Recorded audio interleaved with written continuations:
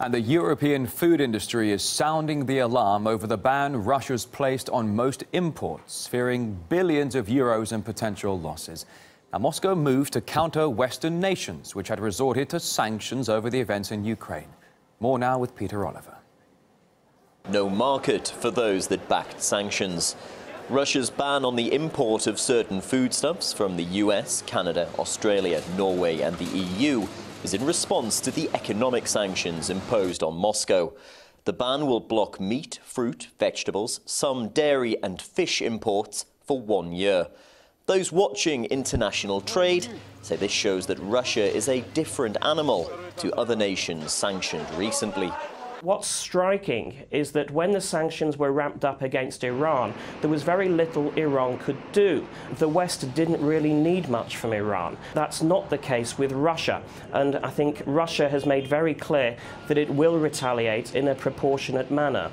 With European agriculture set to bear the brunt of the import ban, EU leaders that backed sanctions against Russia look likely to face farmers and exporters demanding compensation for their losses. It's going to affect us all. For us, it will take 2 or 3 months to collect our remaining crops of oranges. And we don't know what will happen if no one buys them. If there isn't a sufficient market, prices will go down, and we don't know if we can cover the costs of production because it is so expensive.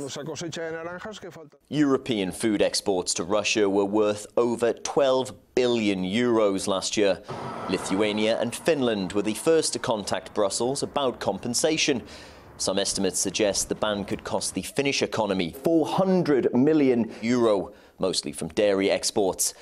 Elsewhere, the German trade union that deals with wholesale foreign trade said the ban posed a risk to the economy in his country.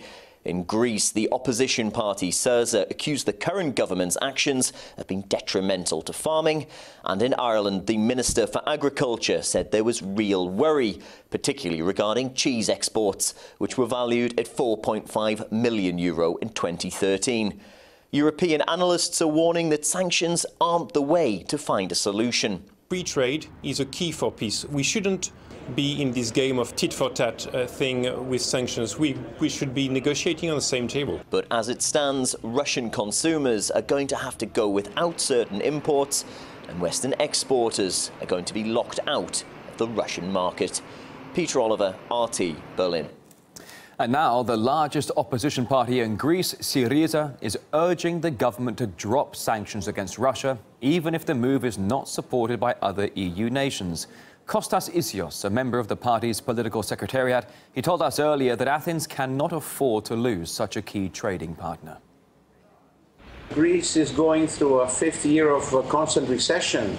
The memoranda policies which have been followed with austerity programs in the last 5 years have created great problems for Greek economy and especially for Greek exports.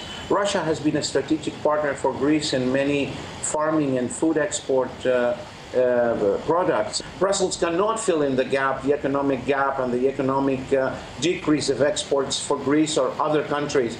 Greece has had a long history of traditional good ties with Russia, and we should continue on that road. Well, we love it when you get involved with our stories here on RT. If you go to our website, you can tell us who you think will be hit hardest by the sanctions over the crisis in Ukraine. Let's bring up the numbers. Here are the options to choose from, for example. Right now, though, the majority believing the EU and the US could suffer the biggest losses. Only now a little less feel that both Russia and Western nations will be affected equally. And the rest of you say it's either Russia or no one, as the world will adjust quickly. Do cast your vote. It's RT.com.